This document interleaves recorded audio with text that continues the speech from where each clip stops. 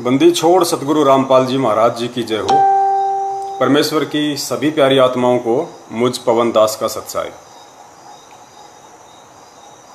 पुण्यात्माओं, परमेश्वर ने आज काफ़ी समय के बाद फिर से एक बार अपने दास पर दया की है, जो फेसबुक पर आप सभी भाई बहनों के साथ लाइव आ रहा हूँ।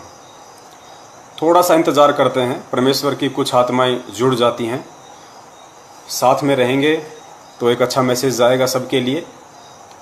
और दास निवेदन करेगा, जितने भी भगत भाई बहन हैं जो दास को लाइव देख पा रहे होंगे, वे इस वीडियो को जहाँ जहाँ भी आपके फेसबुक पर ग्रुप हैं, आप तुरंत उसको शेयर करें, ताकि जो संदेश परमेश्वर आज दास को निमित्त बनाकर पूरे भगत समाज तक पहुँचाना चाह रहे हैं वो सभी तक जाए।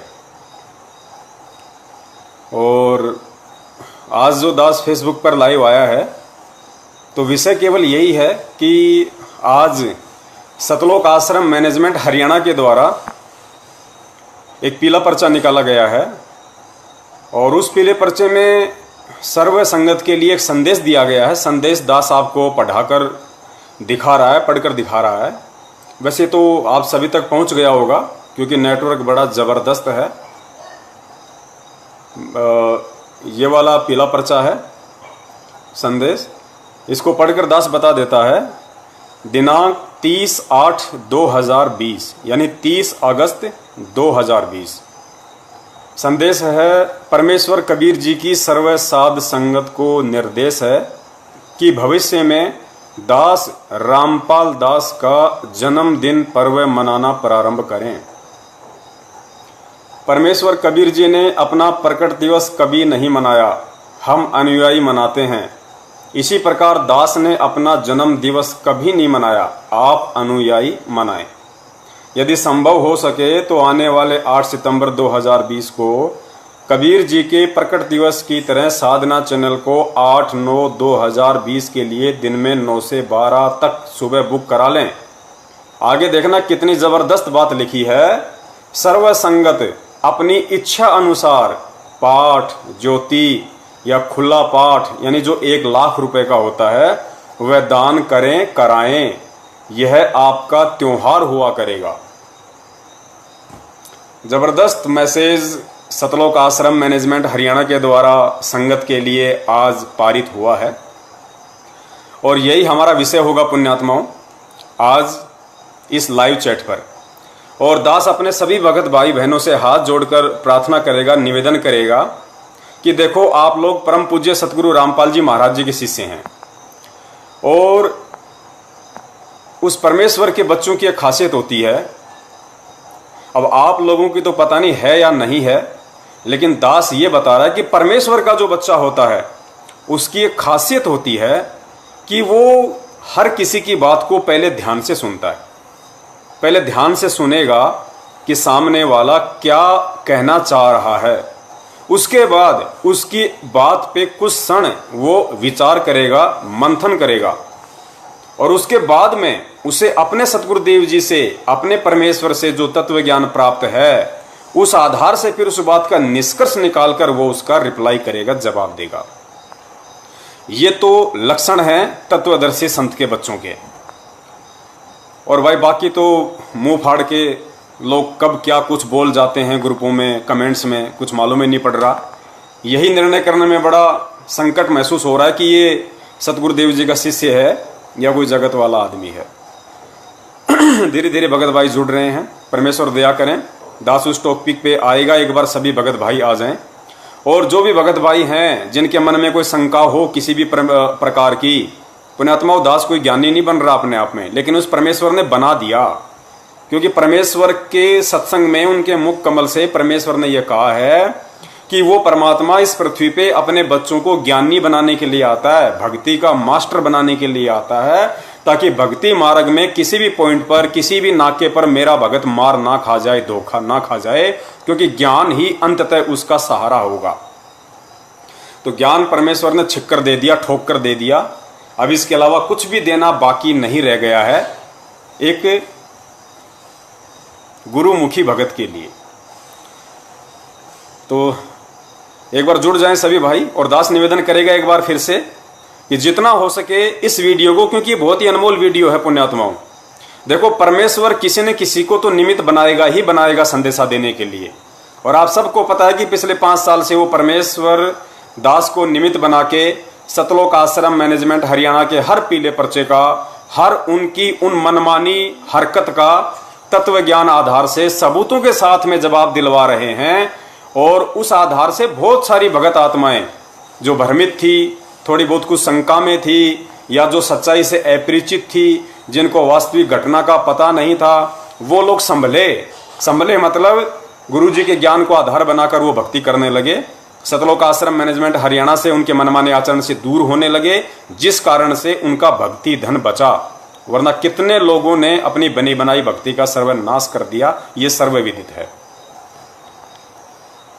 दया परमेश्वर की काफी भाई जुड़ रहे हैं, धीरे धीरे जुड़ते रहेंगे।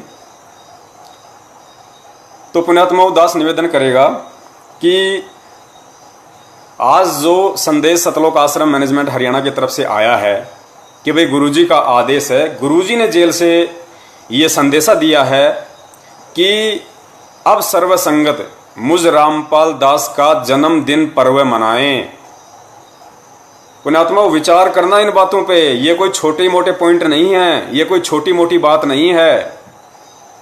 देखो, हमें जैसे गुरुजी ने बताया ना कि बच्चा जब स्कूल में जाता है और बच्चे को अध्यापक के द्वारा जो सिलेबस पढ़ाया जाता है, उस सिलेबस का फिर वो अध्यापक उसका एग्जाम लेता है, उसका इम्तिहान लेता है कि इस बच्चे ने मेरे द्वारा पढ़ाए गए सिलेबस को कितनी गहराई से पढ़ा और समझा, उसका वो एग्जाम लेता है। हम सब ने परीक्षाएं दी हैं। तो पुण्यात्माओं, ठीक उसी पैटर्न पर सतगुरुदेव जी ने इस आध्यात्मिक ज्ञान को बताया। आज पूर्ण परमेश्वर कबीर साहिब जी के स्वरूप में सतगुरु रामपाल जी महाराज जी, जो 8 सितंबर 1951 के दिन भारतवर्ष की इस पवित्र भूमि पर प्रकट हैं, वो हमारे आध्यात्मिक टीचर हैं, गुरु हैं, शिक्षक हैं, अध्यापक हैं। और हम उनके शिष्य हैं, हम उनके विद्यार्थी हैं। और ये जो भक्ति मार्ग है, ये हमारी पाठशाला है। तो भाई, जहां पे गुरु और शिष्य का नाता जुड़ गया, चाहे वो सांसारिक तौर पे हो, चाहे आध्यात्मिक तौर पे हो, परीक्षा का होना लाजमी है, कंपलसरी है। तो परमेश्वर ने सन 1994 से सन 2014 यानी तकरीबन 24-25 वर्षों तक ठोक कर अपना अनमोल तत्व ज्ञान हम भक्तों को दिया है। ज्ञान रूपी खीर हमें छिक कर खिलाई है। तो भाई, जाहिर सी बात है, वो परमेश्वर परीक्षा तो लेगा ही लेगा। और पुण्यात्मा, ये सतलोक जाने की परीक्षा है, ये कोई 2 टाइम की रोजी रोटी के लायक किसी को बनाने की परीक्षा नहीं है। ये सतलोक ले जाने की परीक्षा है, तो परमेश्वर ठोक कर परीक्षा भी लेगा। तो आज हम सब की परीक्षा चल रही है। बरवाला कांड 2014 के बाद क्या क्या घटनाएं संगत में घटी, किस किस तरह के कुकर्म सतलोक आश्रम मैनेजमेंट हरियाणा को निमित्त बनाकर काल भगवान ने संगत से करवाए, उनके कर्म फुड़वाए, ये परीक्षा थी सतगुरुदेव जी की तरफ से। पुण्यात्माओं, सबसे पहले तो ये विचार कर लेना कि सतगुरु की भूमिका निभाता कौन है, सतगुरु की भूमिका करता कौन है। इस पूरी पृथ्वी में, इस अखल ब्रह्मांड में सतगुरु की भूमिका स्वयं पूर्ण परमेश्वर कबीर साहिब जी ही कर सकते हैं। आपको नॉर्मल सी लग रही होगी ये बात, क्योंकि आपको पता है कि ये बातें हमेशा सतगुरुदेव जी अपने सत्संगों में बताते हैं कि परमात्मा ही इस पृथ्वी पे आके अपना सत्संग करता है, परमात्मा ही एक तत्वदर्शी संत की भूमिका निभाता है, और अपने द्वारा रची गई सृष्टि को वो परमेश्वर कबीर साहब एक संत रूप में आकर स्वयं ही बताता है। अन्य कोई उस ज्ञान की छींट तक नहीं मार सकता यहाँ पे। तो ये बातें नॉर्मल सी लग रही होंगी आपको कि भाई ये तो जाहिर सी बात है, परमात्मा ही सतगुरु की भूमिका निभाता है, यानी सतगुरु ही परमात्मा होता है। लेकिन हम मान नहीं रहे अभी कि वास्तव में जो हमारा सतगुरु है वर्तमान में, वो कबीर साहिब ही है। हम केवल जुबान से बोल रहे हैं, हृदय से नहीं मान रहे। और जब तक जुबान से बोलते रहेंगे, हृदय से नहीं मानेंगे, वो परमेश्वर हृदय रूपी गुफा में नहीं बैठेगा। गुरुजी कहते हैं ना कि गुरु, जैसे हमें वाणी सुनाते हैं परमेश्वर कि गुरु भगता मम आत्म सोई, वाके हृदय रहूं समोई। परमेश्वर स्वयं गुरु की भूमिका करता है, फिर स्वयं में कह रहा है कि गुरु भगता मम आत्म सोई, यानी जो गुरु का भगत है वही मेरी असली आत्मा होगी, उसके हृदय में मैं सदा समाया रहूंगा। अब गुरु का भगत कौन होगा? गुरु का भक्त वो होगा जो गुरु को परमेश्वर मानेगा, क्योंकि मालिक की वाणी है कि गुरु मानुष कर जानते ते नर कहिए अंध, ओए दुखी संसार में आ गए यम के फंदे। तो आज जो पीला पर्चा आया है वो इसी बात का निर्णय करेगा कि 20 लाख के आसपास की जो संगत है, सबसे पहले तो दास क्लियर कर देता है, ये जितनी भी डींग मारे जाती हैं सतलोक आश्रम मैनेजमेंट हरियाणा के द्वारा कि हमारी 2 करोड़ की संगत है, 3 करोड़ की संगत है, बड़े बड़े कोऑर्डिनेटर, स्टेट कोऑर्डिनेटर, क्योंकि उनका तो जन्मजात धंधा रहा है झूठ बोलने का। कांग्रेस की रैलियों में, बीजेपी की रैलियों में, जेजेपी की रैलियों में इन्होंने बताया कि हम सर्व संत रामपाल जी महाराज के 3 करोड़ 20 लाख शिष्य ये कर देंगे, वो कर देंगे। पुण्यात्मा, ये सत्य का मार्ग है। इस भक्ति मार्ग में हर जगह सत्य जुड़ा हुआ है। सत साहेब, सतगुरु, सतलोक, सत भक्ति, हर चीज में सत्य है। यहाँ पे अगर सत्य नहीं होगा तो आप सतगुरु के निकट भी नहीं है। तो जब सतगुरुदेव जी बरवाला कांड के बाद में जेल गए तो 14.5 से 15 लाख की संगत थी। लास्ट एंड फाइनली इनकी पुस्तकों में लिखा हुआ है, जो इन्होंने भारतीय न्यायालय के ऊपर उस समय जो पुस्तकें छापी थी, भ्रष्ट जज कुमारक पर न्यायालय की गिरती गरिमा, ये स्वयं इन सतलोक आश्रम मैनेजमेंट हरियाणा वालों ने न्यायालय की गिरती गरिमा पुस्तक के पेज नंबर 38 पे, या फिर बरवाला कांड की घटना की सच्चाई के पुस्तक पेज नंबर 38 पे आप लोग देख लेना, इन्होंने खुद लिखा हुआ है कि 14.5 लाख की संगत है वर्तमान में। अब उसके बाद में 5-7 लाख ने और नाम दीक्षा ले ली होगी इनके नामदान केंद्रों से, तो 20 लाख हम मान के चलते हैं, इससे ज्यादा संगत नहीं है। तो ये जो संदेश है कि सतगुरु कौन है, सतगुरु की भूमिका कौन कर सकता है, इसका निर्णय आज करना पड़ेगा। गुरुजी के जेल में रहते सहते करना पड़ेगा। पुण्यात्माओं, वो परमेश्वर इसार की छोटी जेल में बैठ के हम मूर्खों की, हम अज्ञानियों की, इस काल के 21 ब्रह्मांड रूपी इस बड़ी जेल में बैठे हम कैदियों की तत्व ज्ञान आधार से परीक्षा ले रहा है कि मैंने इनको जो ज्ञान दिया है, मैंने इनको जो ज्ञान रूपी खीर खिलाई है, उसका कितना असर हुआ है इन आत्माओं पे। सतलोक कोई बाबा का घर नहीं है। गुरुजी ने बताया ना कि बरवाला का बस स्टैंड नहीं है सतलोक की घूमते घूमते चला जाओगे, हमारे साइकिल के 2 पेडलर हो गया, आ गया सतलोक। सतलोक ऐसे नहीं मिलेगा। सतलोक के लिए तो बहुत कुर्बानियां देनी पड़ेंगी, बहुत कुछ सहन करना पड़ेगा, बहुत कुछ अपने आप को ढालना पड़ेगा। तो आज वही है, आज वही मौका है, और बार बार सतगुरु परीक्षा ले रहा है, बार बार सतगुरु परीक्षा ले रहा है। आज जो पीला पर्चा आया है वो भी परीक्षा है। देखो, सबसे पहली जो परीक्षा थी, सबसे पहली जो परीक्षा थी बरवाला कांड के बाद में, वो थी जाट आरक्षण की सबसे पहली परीक्षा। और हम जैसे कुत्तों को निमित्त बना के, हम जैसे कुछ सत्सेवकों को निमित्त बना के उस परमपिता परमेश्वर सतगुरु रामपाल जी महाराज जी ने सैकड़ों की संख्या में ऑडियो संगत तक पहुंचाई, वीडियो संगत तक पहुंचाई, पंपलेट संगत तक पहुंचाए कि भाई ये गुरुजी का आदेश नहीं है। अरे सतगुरुदेव जी सन 1994 से ये ज्ञान दे रहे हैं, सत्संग कर रहे हैं। क्या 1994 से लेकर सन 2014 इन 26 सालों में क्या कभी किसी जाति वालों ने आरक्षण के लिए आवाज नहीं उठाई? क्या कभी धरने, रैलियां, प्रदर्शन नहीं किए? कितनी बार धरने हुए हरियाणा में, कितनी बार प्रदर्शन हुए, रैलियां हुई आरक्षण के लिए। क्या सतगुरुदेव जी ने कभी भी अपने बच्चों को यह आदेश दिया कि भाई तुम्हें जाट आरक्षण में वहां पे शामिल होना है, तुम्हें आरक्षण के लिए मांग उठानी है, हमें जाटों को आरक्षण दिलवा के रहेंगे? क्या कभी परमेश्वर ने आदेश दिए हो तो बताइए 27 साल में। तो फिर बरवाला कांड के बाद में क्या हिसार जेल में परमेश्वर अपने बच्चों से ये दोगली राजनीति करवाने के लिए गए थे? अगर नहीं तो फिर कौन करवा रहा है? उस चीज को समझना ही तो तत्व ज्ञान है। गुरुदेव कहते हैं कि तत्व ज्ञान वो होता है जिसका कोई निष्कर्ष निकले। जिस प्रकार घी होता है, घी को गर्म करके उसको छान के फिर वो जो रतन निकलता है वो फिर 50 साल तक खराब नहीं होता, वो तत्व ज्ञान है, वो घी। तो तत्व ज्ञान उसको कहते हैं जिसका कोई निष्कर्ष निकले। कितनी आत्माओं ने अपने कर्म फोड़े उस समय, हमने पक्ष कर लिया क्योंकि सरकार के साथ हरियाणा के जाटों का मुद्दा था।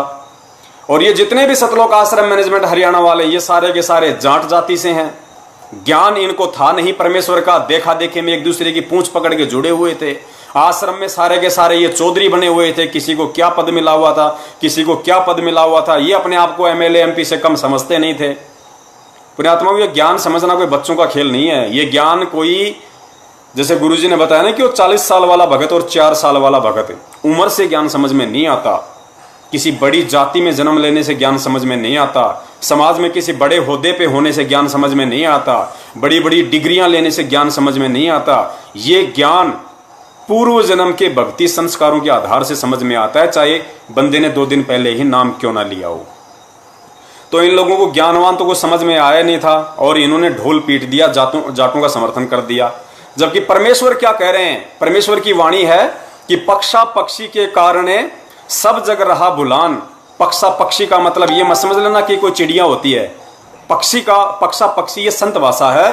पक्षा पक्षी के कारण है, पक्षा पक्षी यानी पक्ष और विपक्ष, यानी पक्ष और विपक्ष के चक्कर में पूरा जग भूला बैठा है। तो परमेश्वर कहते हैं पक्षा पक्षी के कारण सब जग रहा भुलान और निष्पक्ष होकर हरि भजे सोहे संत सुजान। यानी कबीर परमेश्वर का जो मार्ग है वो पक्ष और विपक्ष से दूर सीधा निष्पक्ष का मार्ग है। परमेश्वर कहते हैं ना कि कबीरा तेरी झोपड़ी गलकटियन के पास, जो करेगा सो भरेगा तू क्यों भया अदास। लेकिन इन लोगों ने जाट आरक्षण में पक्षपात किया इन्होंने, और आड़ किसकी ली? सतगुरुदेव जी की, उस पूर्ण परमेश्वर की आड़ ली इन लोगों ने। अपने तो कर्म फोड़े फोड़े और भी हजारों की संख्या में भगत भाइयों के इन्होंने कर्म फोड़े। बहुत सारे भगत भाई समझे भी, कुछ नहीं समझे, चलो कोई बात नहीं, ऐसा ही होता है। उसके बाद में इन लोग अजमेर में राजपूत करनी सेना की रैली में इन्होंने भगत समाज को इकट्ठा कर दिया गुरुदेव का आदेश बता के। और पॉइंट क्या था, विषय क्या था कि जो राजपूत समाज था राजस्थान का, बॉलीवुड ने एक फिल्म बनाई थी पद्मावती, राजपूतों के ऊपर, राजपूतों के इतिहास के ऊपर। तो राजपूतों को लगा कि हमारे इतिहास के साथ कुछ छेड़छाड़ की गई है, तो वो उस फिल्म के विरोध में आ गए। अब सतलोक आश्रम मैनेजमेंट हरियाणा और परमेश्वर के बच्चों का क्या लेना देना था पद्मावती फिल्म से और राजपूतों के इतिहास से? लेकिन राजनीति खेली गई। क्यों खेली गई? क्योंकि आनंदपाल सिंह जो गैंगस्टर था, जो पुलिस एनकाउंटर में मारा गया था, जिसका समर्थन राजपूत करनी सेना कर रही थी, जिसका मुकदमा लड़ रही थी, जिसकी सीबीआई की जांच की मांग कर रही थी राजपूत करनी सेना, उसका वकील कौन था पता है? एपी सिंह, दिल्ली वाला एपी सिंह राजपूत करनी सेना की तरफ से आनंदपाल सिंह का वकील था। और इधर सतलोक आश्रम मैनेजमेंट हरियाणा की तरफ से परमेश्वर सतगुरु रामपाल जी महाराज जी का वकील था, नाम मात्र का, बचाव मैनेजमेंट का कर रहा था। यानी दोनों पार्टियों का वकील सेम था। तो उस वकील ने बीच में भूमिका निभाई और दोनों को एक कर दिया। ये काल के खेल हैं सारे के सारे। संगत इस चीज को समझ नहीं पाई और संगत गुरुदेव का आदेश मान के वहां पे लड़ मरी, यानी उस रैली में शामिल हो गई। उन कुपात्रों को, उन राजपूतों को जिनका ना कोई भक्ति मार्ग से लेना देना है, ना कोई सत भक्ति से लेना देना है, उन कुपात्रों को स्टेज पे खड़ा होके एक जोधपुर के लक्ष्मण दास, जिसको एलडी के नाम से जाना जाता है, एलडी 5 लाख रुपए का चेक भाई साहब उन राजपूतों के हाथ में दे रहा है और कह रहा है कि हम तुम्हारे साथ हैं, हम वचन देते हैं, हम तुम्हारे से दूर नहीं होंगे। सुखदेव सिंह गोगामेड़ी, तुम आगे बढ़ो, हम तुम्हारे साथ हैं। आज ना ही तो सुखदेव दिखाई दे रहा और ना ही उस सुखदेव की पूंछ पकड़ के उसका समर्थन करने वाला वो एलडी जोधपुर वाला दिखाई दे रहा। क्यों? क्योंकि कुछ ही दिनों बाद में इसी राजपूत करनी सेना ने हरियाणा के भिवानी में जब उनकी रैली थी और जब भगत लोग सतगुरु रामपाल जी महाराज जी के नारे लगा रहे थे, तो उन्हीं राजपूतों ने मुंह पे थपोड़ा मारा था, इनके थपेड़ा। बोला यहां पे कोई रामपाल वामपाल का जयकारा नहीं लगेगा। सबको पता है, जो जो लोग उस रैली में थे सबको पता है। और कितने भगत इस बात से दुखी होके उस रैली से वहीं उठ के चले गए थे। खाली कुछ राजपूत दिखाई दे रहे थे वहां पे, 100-150, बाकी जितने भी 2-2.5 हजार भगत थे सब उठ के चले गए थे। थप्पड़ मारा उन्होंने, थप्पड़, कि यहां कोई रामपाल वामपाल का जयकारा नहीं लगेगा। ऐसे तुम लोगों के कर्म फोड़े जा रहे हैं, तुम लोगों को मूर्ख बनाया जा रहा है। 2 बार तुम लोग मूर्ख बने, 2 बार। पुण्यात्माओं, एक सूक्ष्म लड़ाई है काल भगवान और परमेश्वर के बीच में, सूक्ष्म लड़ाई है ये। इसको केवल इन चालों को, इस काल भगवान की चाल को वही जीव समझ पाएगा जो परमेश्वर को परमेश्वर मान के भक्ति कर रहा है, जो सतगुरुदेव जी को परमेश्वर मान के भक्ति कर रहा है। उनको खाली एक रामपाल या एक संत मान के जो भक्ति करेगा, जन्म लिया हुआ मान के जो भक्ति करेगा, वो उनके इशारों को कभी नहीं समझ पाएगा। क्योंकि परमेश्वर कहते हैं शब्द सैन सतगुरु की पहचानी, पाया अटल सुहाग बे। उस अटल सुहाग, उस सतलोक की प्राप्ति तभी होगी जब हम सतगुरु के इशारों को समझेंगे, उस समझ के आधार से हम भक्ति करेंगे। क्योंकि परमेश्वर का काल भगवान के साथ वचन है, पर काल भगवान ने कहा था कि परमेश्वर आप नीचे जाना, अपने बच्चों को ज्ञान देना, लेकिन जबरदस्ती ना करना, आप केवल अपना विधान बताना। जो आपके विधान को माने वो आपका, जो आपके विधान को ना माने वो मेरा। परमेश्वर आप जबरदस्ती ना करना। तो भाई सतगुरु तो वचन का पक्का है। वो सतलोक आश्रम मैनेजमेंट हरियाणा या आप और हमारे जैसे 2 कौड़ी के जीवों की तरह मंदबुद्धि नहीं है। वो उसको भूल नहीं पड़ती है कि वो भूल जाएगा अपना वचन। परमेश्वर ज्ञान ही दे रहा है, 27 साल से जबरदस्ती नहीं कर रहा। उसके बाद में 2 बार तो सतलोक आश्रम मैनेजमेंट को निमित्त बना के इस काल भगवान ने संगत को ठगा। तीसरी बार कब ठगा? सार नाम के नाम पे। पुण्यात्माओं, सार नाम।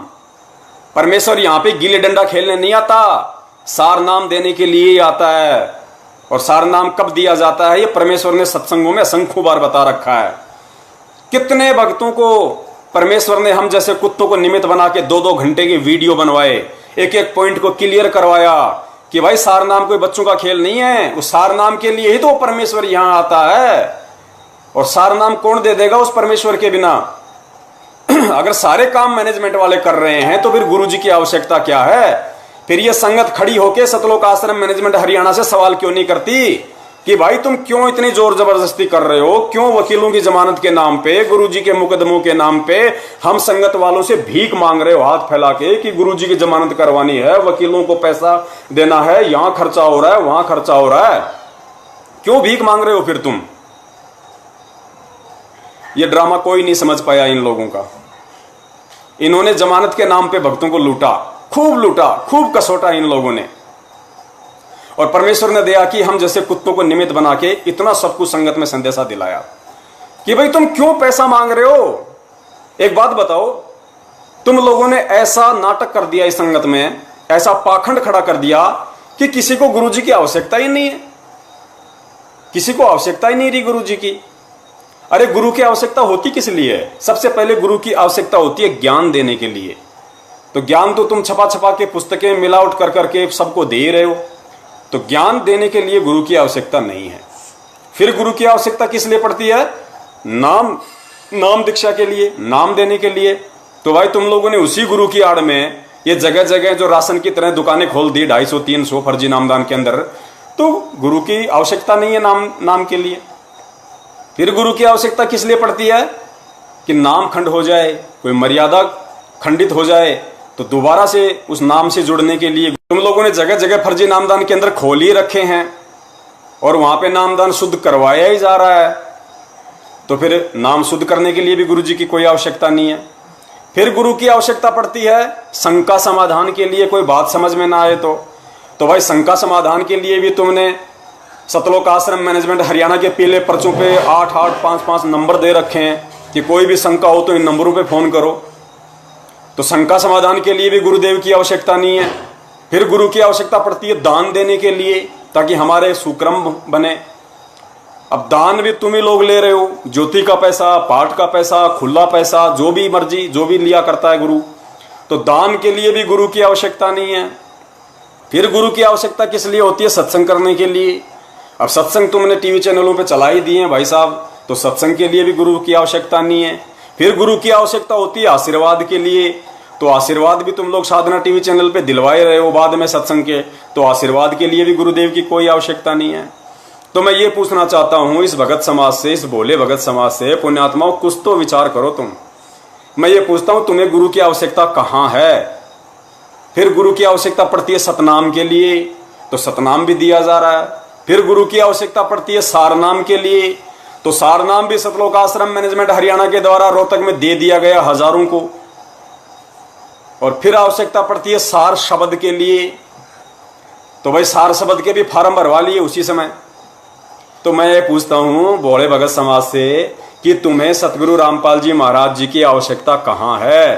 तुम्हें कोई आवश्यकता नहीं है सतगुरु रामपाल जी महाराज जी की। तो तीसरे नंबर पे सारनाम के नाम पे इस काल भगवान ने सतलोक आश्रम मैनेजमेंट हरियाणा को अपने दूतों को निमित्त बनाकर संगत को ठगा। और कितने हजारों की संख्या में भगत लोग ठगे गए नकली सारनाम, फर्जी सारनाम के चक्कर में। हजारों लोग ठगे गए, परमेश्वर से दूर हो गए। वो यही परीक्षा होती है भाई, परमेश्वर की सूक्ष्म रूप में यही परीक्षा होती है कि देखें इन आत्माओं को मेरी आवश्यकता है या नहीं है, इनको ये ज्ञान समझ में आया या नहीं आया है। सार नाम कितने लोगों ने लिया, सब परमेश्वर से दूर हो गए। भले तुम आरती कर रहे हो, मंत्र कर रहे हो, सत्संग सुन रहे हो, लेकिन तुम मर्यादाओं से दूर हो, जितने भी सारनामी हो चुके हैं बरवाला कांड के बाद में। और उसके बाद में और ठगा फिर संगत को। आज जो पीला पर्चा आया है, ये चौथी स्टेज है, चौथी स्टेज संगत के ठगे जाने की चौथी स्टेज, और सबसे बड़ी स्टेज है ये। 8 सितंबर के दिन पुण्यात्माओं कान खोल के सुन लेना, 8 सितंबर 2020 के दिन यदि इस पीले पर्चे को सत्य मान के, जिसमें यह लिखा हुआ है कि मुझ रामपाल दास का जन्मदिन पर्व मनाना शुरू करें, यदि इस पीले पर्चे को सतगुरु रामपाल जी महाराज जी का आदेश मानकर जिस पुण्यात्मा ने 8 सितंबर के दिन उनका जन्मदिन मना लिया या सोच भी ली उनका जन्मदिन मनाने की, पुण्यात्माओं वो जड़ से परमेश्वर से दूर हैं, जड़ से। क्योंकि परमेश्वर कहते हैं गुरु मानुष कर जानते ते नर कहिए अंधे, ओवे दुखी संसार में आ गए यम के फंदे। जन्मदिन उसका मनाया जाता है जिसका जन्म होता है, और जन्म जीव का होता है, पीव का जन्म नहीं होता। पीव हमेशा प्रकट होता है, जन्मदिन जीव का मनाया जाता है। तुम्हें जो ये अपनी चरम दृष्टि से दिखाई दे रहा है ना कि इंद्रो माई के गर्भ से 8 सितंबर 1951 को संत रामपाल जी महाराज जी का जन्म हुआ है, ये चरम दृष्टि है। हम आध्यात्मिक जीवन में जी रहे हैं, और आध्यात्मिक जीवन में परमेश्वर के तत्व ज्ञान को आधार बना के हमें तत्व ज्ञान वाली दिव्य दृष्टि से देखना पड़ेगा। पुण्यात्माओं, सतगुरु क्या होता है? सतगुरु शब्द क्या संत रामपाल जी महाराज ने कभी कहा कि मैं सतगुरु नहीं हूं? कितनी बार कहा उन्होंने कि इस दास के अलावा, अपनी तरफ इशारा करके, अपने छाती की तरफ उंगली करके, बार बार यूं टप्पे मार मार के उन्होंने कहा कि इस दास के अलावा इस पूरी सृष्टि में पुण्यात्माओं कोई सतगुरु नहीं है। और सूक्ष्म वेद क्या कहता है कि सतगुरु की भूमिका स्वयं पूर्ण परमेश्वर कबीर साहिब ही निभा सकता है, अन्यथा उसके लोक का ज्ञान, उस सृष्टि रचना की सही सही से जानकारी देने में कोई भी समर्थ नहीं है। हम जयकारा लगाते हैं परमेश्वर का कि बंदी छोड़ सतगुरु रामपाल जी महाराज जी की जय हो। सतगुरु पुण्यात्मा, शब्द पकड़ के रखना, इसी शब्द पे चलना हमें। सतगुरु मालिक की वाणी है कि ना सतगुरु जननी जने, जाके माना बाप, पिंड ब्रह्मंड से रहित है ना वहां तीनों ताप। ना सतगुरु जननी जने, ये ध्यान रख लेना। ये सतगुरु शब्द केवल उसी समय के लिए नहीं है जिस समय वो परमेश्वर धर्मदास जी का सतगुरु बन के आया था, जिस समय वो परमेश्वर आदरणीय नानक जी का सतगुरु बन के आया था, मलुकदास जी का सतगुरु बन के आया था, गरीबदास जी के समय में वो परमेश्वर सतगुरु की भूमिका करके प्रकट हुए थे। ये सतगुरु शब्द केवल उन्हीं आत्माओं के लिए नहीं है, ये सतगुरु शब्द हम सब के लिए है, हम आत्माओं के लिए है। उस समय जो घटनाएं घटी थी 650 साल पहले या उसके बाद में, परमेश्वर ने भिन्न भिन्न रूपों में प्रकट होकर जो भी एग्जाम्पल बनाए हैं, जो घटनाएं घटित की हैं, वो केवल इस पिछली पीढ़ी के आप और हम जीवों को सबक सिखाने के लिए, हम सब जीवों को ये सद्बुद्धि देने के लिए कि सतगुरु क्या होता है और सतगुरु के साथ में कैसा व्यवहार किया जाता है। तो परमेश्वर कहते हैं ना सतगुरु जननी जने, और जाके माना बाप। ना सतगुरु जननी जने, यानी सतगुरु कभी भी मां से जन्म नहीं ले सकता। इस सकल सृष्टि में ऐसी कोई जननी नहीं है जो सतगुरु को जन्म दे सके, यानी परमेश्वर कबीर साहिब जी को अपने गर्भ से जन्म दे सके, ऐसी कोई जननी आज तक ना कोई पैदा हुई है ना कोई होगी। तो परमेश्वर की वाणी है। और गुरुदेव क्या कहते हैं कि परमेश्वर की प्रत्येक वाणी, प्रत्येक शब्द अनायास नहीं होता है, उनकी हर एक वाणी का गहरा अर्थ होता है। तो पुण्यात्माओं, दास का निवेदन है, आप ढोंग कर रहे हो या भक्ति कर रहे हो, इसका निर्णय 8 सितंबर के दिन हो जाएगा। अगर आप संत रामपाल जी महाराज जी को सतगुरु भी कहते हो और 8 सितंबर के दिन उनका जन्मदिन मनाते हो, तो पुण्यात्माओं धिक्कार है आप पर। आप तत्व ज्ञान लेने के बाद में इस पृथ्वी लोक की सबसे निकृष्ट और घटिया आत्माएं हैं, जो उस परमेश्वर की संगत में रहने के बाद भी सेक तकी की तरह सुधर नहीं पाए, उन्हें समझ नहीं पाए आप। या तो आप संत रामपाल जी महाराज जी को सतगुरु कहना छोड़ दो, उनके नाम से पहले सतगुरु शब्द लगाना छोड़ दो, या फिर उन्हें प्रकट हुआ ही मानो तत्व ज्ञान आधार से, दिव्य दृष्टि से। क्योंकि परमेश्वर की वाणी कह रही है, ये पवन दास नहीं कह रहा, कोई सत्सेवक नहीं कह रहा, ये परमेश्वर की वाणी कह रही है कि ना सतगुरु जननी जने और जाके माना बाप। तो भाई 8 सितंबर 1951 के दिन किसका जन्म हुआ है? अरे परमेश्वर तो अपने आप को छुपा के ही आता है भाई। यहां पे कितनी बार कहा परमात्मा ने, कितनी बार कहा कि जब धर्मदास जी व्याकुल हो गए, चिंतित हो गए कि हे परमेश्वर, आज इस समय ये जीव कितने निकृष्ट हो चुके हैं, परमेश्वर आज आपकी कोई दो बातें सुनने को तैयार नहीं है। मुझ नीच ने भी आपसे कितनी बार वाद विवाद किया, तर्क कुतर्क किया। परमेश्वर 650 साल बाद में आप कह रहे हो कि उस समय मैं जाऊंगा और उन जीवों को ज्ञान समझाऊंगा। परमेश्वर उस समय तो इतना सब कुछ दूषित हो चुका होगा, मन दिमाग सब कुछ। परमेश्वर कौन आपकी बातों को स्वीकार करेगा, कौन समझेगा? तो परमेश्वर कबीर साहिब जी ने कहा था कि धर्मदास मैं तुझे गुप्त बात बताता हूं, 12वें पंथ में गरीबदास का पंथ होगा, उस पंथ में आगे चल के मैं स्वयं ही जाऊंगा। यानी 12वें पंथ में मैं कबीर स्वयं ही जाऊंगा। और अपने गुरुजी क्या बोलते हैं बीच बीच में कि वो परमेश्वर नहीं आए तो इस दास को भेज दिया। क्यों भाई? परमेश्वर भी बिजी रहता है क्या? परमेश्वर ने कोई फैक्ट्री खोल रखी है क्या? परमेश्वर ने कोई ठेके ले रखे हैं क्या, कोई रोड कंस्ट्रक्शन के, जो लेबर की कमी है, लेबर को मैनेज करना पड़ता है? या परमेश्वर की कोई स्त्री है क्या जो उनके आगे आगे खड़ी होगी कि तुम तो बार बार पृथ्वीलोक पे चले जाते हो, बार बार पृथ्वीलोक पे चले जाते हो, यहाँ पे बच्चों को कौन संभालेगा, इतना बड़ा यहाँ पे खेत का काम है, यहाँ पे ये बाड़ी लगा रखी है, टिंडे भिंडे जो गंवार बाजरा यहाँ पे लगा रखा है, इनको कौन पानी देगा, कौन रोक देगा उस समर्थ को, उस परमेश्वर को जिसने ये कह दिया और कबीर सागर में लिख दिया कि 12वें पंथ हम ही चल आवे। तो परमेश्वर का वचन है कि साध वचन पलटे नहीं, चाहे पलट जाए ब्रह्मांड। पुण्यात्माओं, यहां सतगुरु रामपाल जी महाराज जी अपने आप को छुपाते हैं बार बार। वो स्वयं कबीर हैं, वो स्वयं छुपा रहे हैं अपने आप को, और उसकी समझ हमें केवल उनके द्वारा जो सद्बुद्धि हमें दी गई है इस ज्ञान आधार से, इस तत्व ज्ञान से, उससे हमें समझना पड़ेगा। उनके ज्ञान को आधार बनाकर, उनके ज्ञान को आधार बनाकर हमें निर्णय करना पड़ेगा कि वास्तव में आज इस पृथ्वी पे परमेश्वर के रूप में कौन है। गुरुजी ने बताया भगवान आएगा तो सींग लगा के नहीं आएगा। अरे कबीर साहिब जी भी 650 साल पहले आए थे, क्या उन्होंने कभी कहा कि मैं भगवान हूं, मैं परमात्मा हूं? धर्मदास जी को कितनी बार कहा उन्होंने कि धर्मदास मैं तो उस परमात्मा का भेजा हुआ दूत हूं, मैं तो उसका संत हूं। भाई वो परमेश्वर तो सत्य पुरुष है जो सतलोक में रहता है। कितनों को बताया परमेश्वर ने? नानक जी को क्या बताया परमेश्वर ने? लेकिन उन आत्माओं को यथार्थता का, सत्यता का कब मालूम पड़ा? जब वो परमेश्वर के साथ सतलोक में गए। पुण्यात्माओं, ये लीलाएं परमेश्वर ने सिर्फ आप और हम जीवों को, जो इस समय बिजली पीढ़ी में हैं, उनको समझाने के लिए, उनको यथार्थता से परिचित करवाने के लिए, क्योंकि 650 साल पहले जो हम धोखा खा गए थे वो धोखा हम दोबारा ना खाएं। इसलिए हमारे बाप ने, हमारे परम पिता परमेश्वर कबीर साहिब जी ने इतने पापड़ बेले हैं, इतने उदाहरण, इतने एग्जाम्पल दिए हैं। गरीबदास जी महाराज जी को, नानक जी को, धर्मदास जी को, जितनी भी आत्माओं को परमेश्वर सतलोक लेके गए, वो उन आत्माओं को सतलोक दिखाने के लिए लेके नहीं गए। वो आत्माएं कौन थी ये भी अभी बहुत बड़ा रहस्य है। दास पे तो दया कर रखी है परमेश्वर ने, और भी भाइयों को समझ है, लेकिन ज्यादातर को नहीं है। वो खाली उनको जीव मानते हैं, आप और हमारे जैसा जीव मानते हैं, उनको नहीं।